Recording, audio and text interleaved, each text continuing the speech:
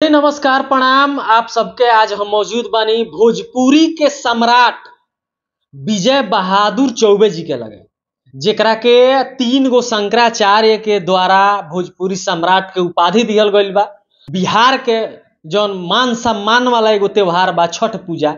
छठ पूजा के शुरुआत कैसे भइल एकरा बारे में जानल जाई। छठ पूजा में लोग गोबर के भी पूजा करेला, गोबर के टीकेला। मेहरारू लोग जब परना के दिने घाट से लौटेला तो गोबर के टीकत आ गीत गावत चलेला। एकर अलग अलग महत्व हमनी के समझल जाई। सबसे पहिलका उ व्यक्ति के रहे, कैसे शुरुआत भइले छठ महापर्व के, जौन आज देश दुनिया में भी फैल चुकल बा। एकरा बारे में जानले तो बाबा बहुत बहुत स्वागत बा। धन्यवाद। बाबा ई छठ पूजा जौन बा आज महापर्व हो गईल। पूरा देश दुनिया विदेश तक लोग एकरा के मनावता।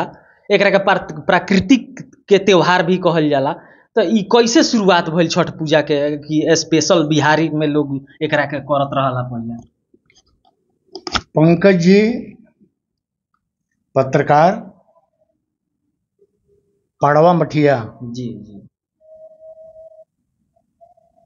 का द्वारा छठ माई के बारे में आज कुछ जानकारी हासिल करे खातिर हमरा लगे पहुंचल बड़े। विचार इनकर बड़ा उत्तम बा कि सनातन धर्म के बात इनका हृदय में बा। ई संस्कार साबित करता। तो हम बताओ तनी पौराणिक नियम। दंतकथा अनेक बा जी।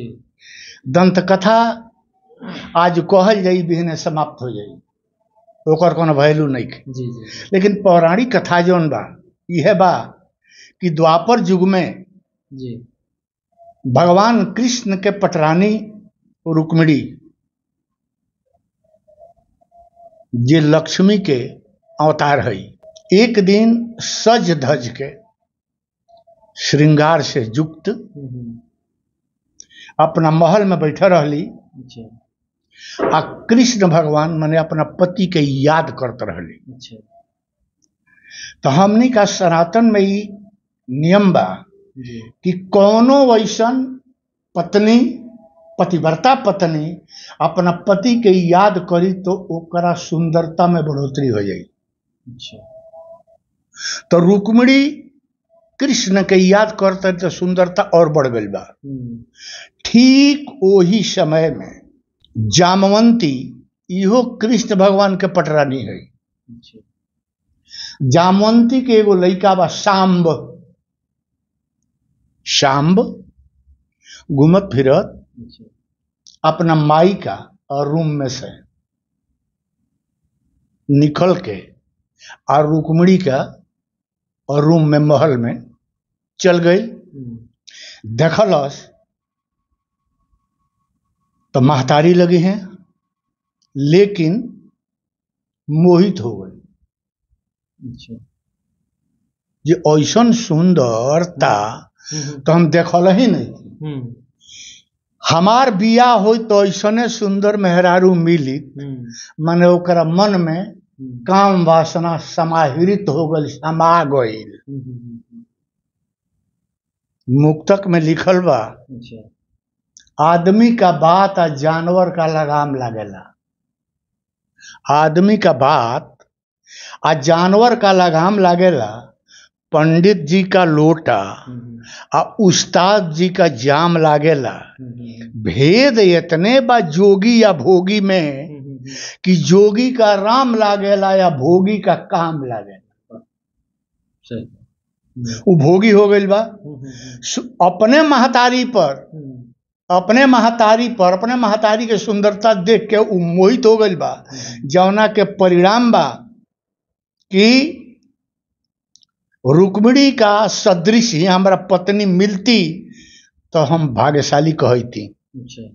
ई काम वासना के पहिल का लक्षण है। काहे कृष्ण जी के मिलली सोचता उ सांब। रुक्मिणी बात समझ गई, महालक्ष्मी है, कहा नहीं की जाना। सांब के बोलौले, सुनो तहरा मन के पाप हम समझ गए नहीं, कृष्ण के आवे दो। ई बात हम कृष्ण जी से कहे, ऊ तो डरा गई। संयोग से कृष्ण भगवान वही समय आ गए नहीं। आ कृष्ण भगवान मन में ही कह देनी कि इ तो कुष्ठ के काम कैले बा, कुष्ठ होखे वाला। सारा शरीर सांब के कुष्ठवत हो गए, कुष्ठ हो गए, कोढ़।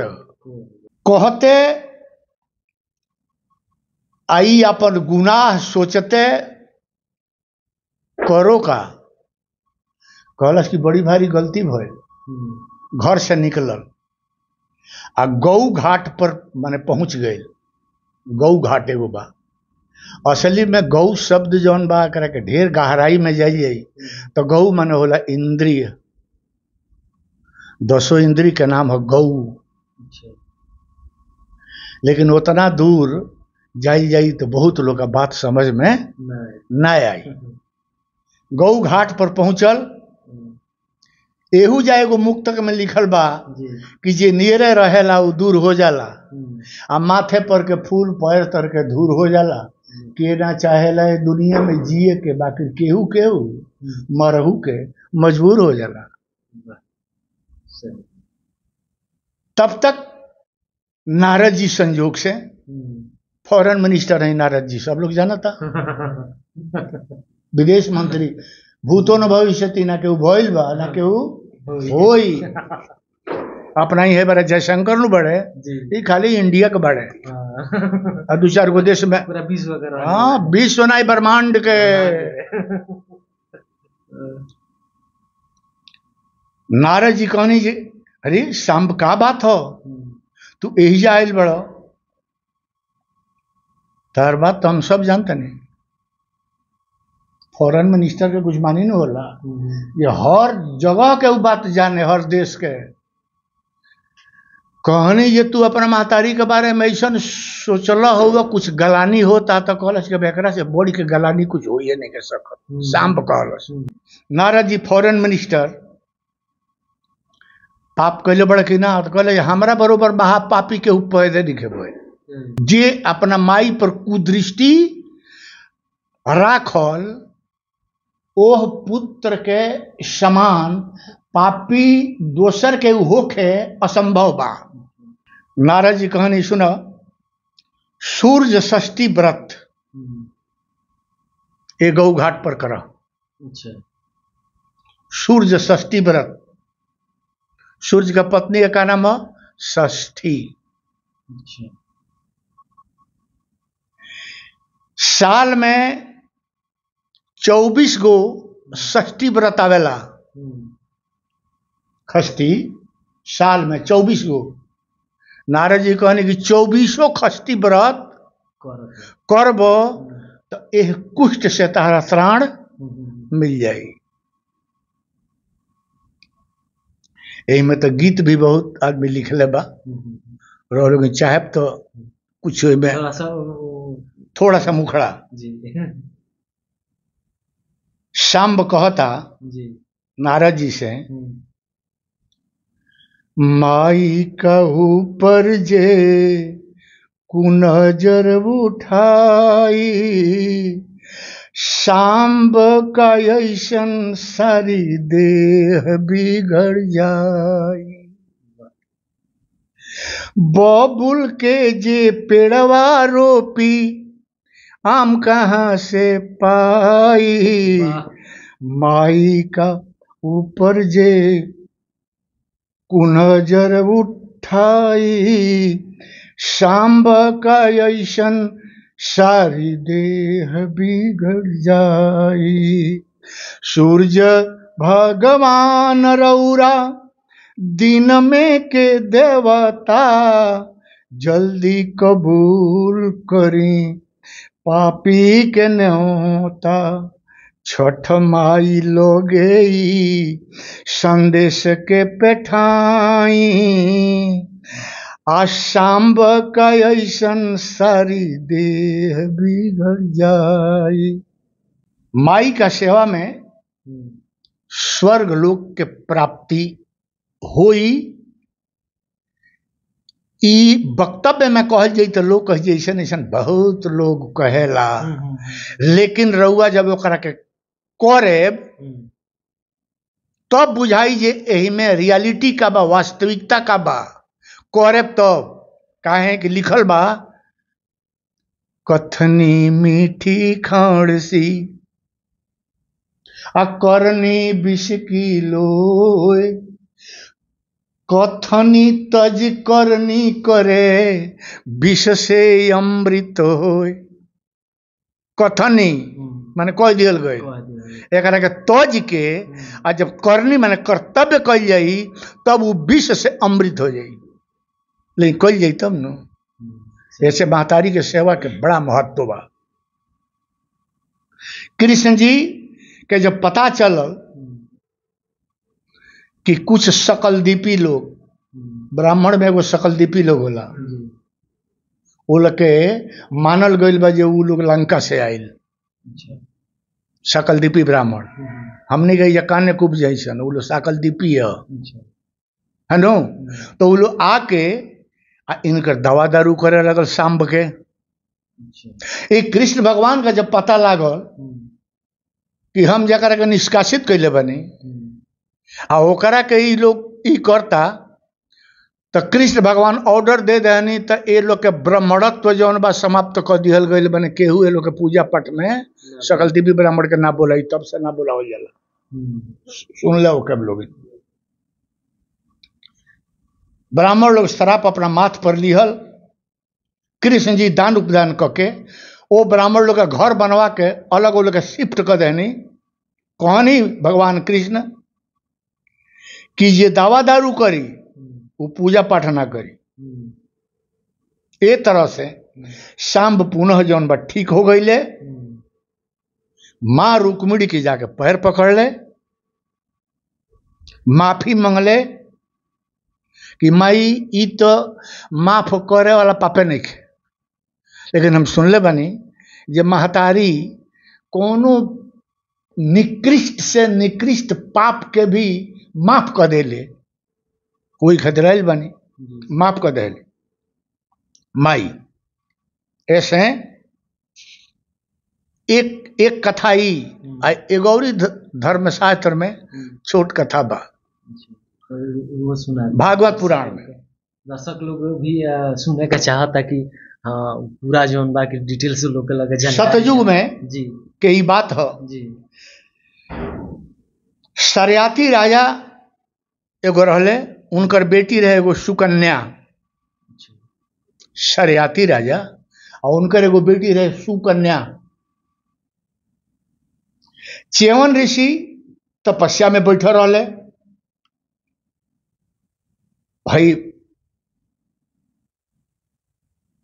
वाल्मीकि जौन है होले सन, वो उनका देही पर माटी चढ़ा के तोप दिले रहले सन। सारा शरीर ना लौके, खाली आंख दूगो लौक आँखिया, उनमें से प्रकाश, आंख में प्रकाश न होला, वह लौके। सुकन्या सखी लोग का साथे फूल चुने खातिर वही जगैली।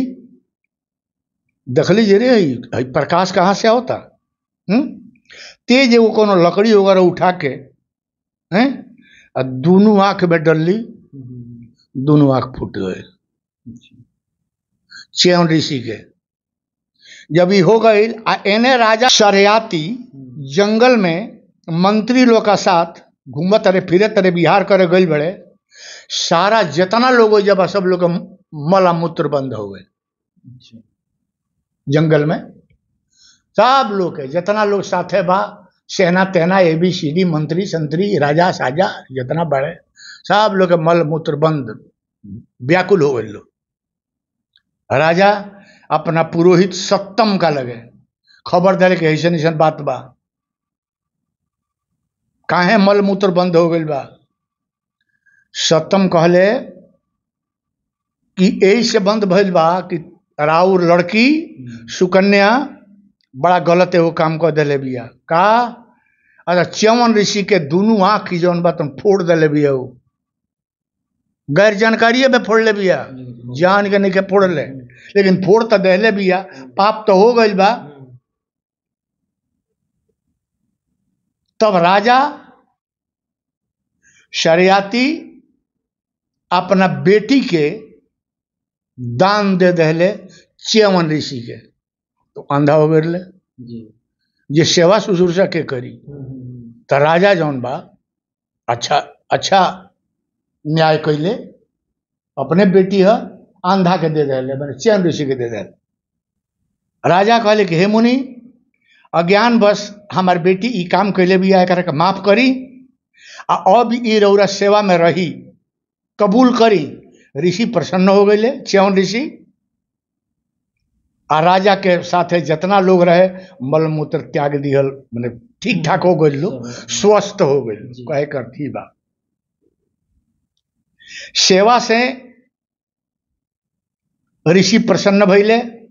एक दिन सुकन्या फूल लेबे जब जाता रही तो देखली कि नाग कन्या लोग, नाग कन्या कश्यप ऋषि का यज्ञ का मंडप में छठ व्रत कर रहा बा।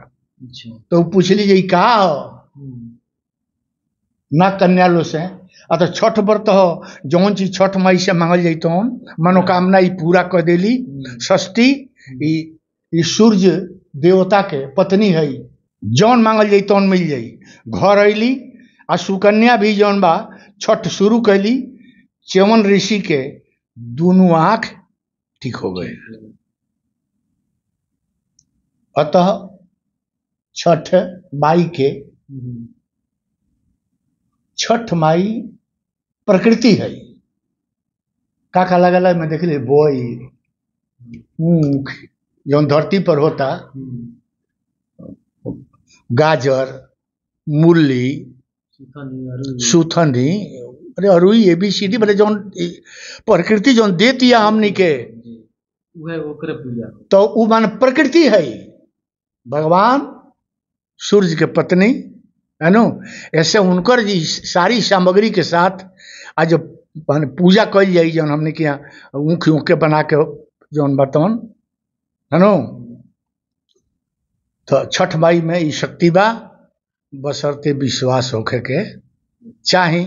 ई दूगो कथा पौराणिक बा, ऐसे रौरा लोगन के हम समर्पित कैनी, रौरा लेकिन हमारे लगे आईनी। धन्यवाद। अच्छा बाबा, जौन महिला लोग आवेला गोबर के टिकट चलेला, गीत गावत चलेला छठ घाट से, हेजी से नाकी पर से हेजी ले सिंदूर करेला जी। वो सिंदूर के बारे में जी पहले ही जाने के चाहिए। हमली का केकर वंशज जैसन, ब्रह्मा जी के वंशज जैसन, कश्यप के वंशज जैसन। ब्रह्मा जी पैदा कैसे भइले? विष्णु जी के नाभि कमल, कमल जब खिलल से विष्णु भगवान के नाभि समुद्र चारों ओर जलमग्न बा, वही में कमल बा, आ वही कमल का पंखुड़ी में 4 गो मुड़ी वाला ब्रह्मा जी प्रकट भइल बड़े। एकर तो हमरा लगे दुर्गा सप्तशती से कथा भी बा, चाहे देवी भागवत पुराण से। फिर भी जौन सिंदूर ए घड़ी लगावल जाता, गौर करे के बात, ई सिंदूर जौन बा तो ईटा जितना 20-22 नंबर 25 नंबर के ईटा चबनी में के होला, तो लोग पीस के तनी वही में सुगंध उगंध डाली ओली के बनावता। ई सिंदूर ना, इतना डुप्लीकेट जमाना हो गई बा, कहल का जाओ। बाहरे कलयुगवा कमाल कैले भारी। ऐसे असली सिंदूर है जवान कमल का पराग से सिंदूर तैयार होला। कमल जमुना पर ब्रह्मा जी बैठल बने है नो। मनु और शत्रुपा के शादी ब्रह्मा जी मनु के पैदा करनी, शत्रुपा के पैदा कर है। आ वो वह पराग से कमल के पराग से सिंदूर तैयार करके अब ब्रह्मा जी मनु जी के देने की शत्रुपा का मांग में डाला, वो असली सिंदूर है। आ गाय के गोबर जो पहले ही कही, गोधन गजधन बाजधन और रतन धन खान। गोधन सबसे बड़का धन कौन चीज है? गोधन। 9 लाख गाय रही सन केकरा? नंद बाबा का। नंद जैसन कितना नंद लोग हो ठेकान बा कितना गाय के, यह धन हो गोबर। ए बेरा 2 रुपये किलो बिकता कि ना है? 2 रुपये किलो। ऐसे जैविक जौन बा तौन अथी हो रहा बा खेती, तो गोबर धन हो। पहले सब लोग का घर में जौन बा रहत एगो गाय है, अब बैल के रखता। सब लोग नौका फैशन में आ गइल बा, नौका डिजाइन में आ गइल बा।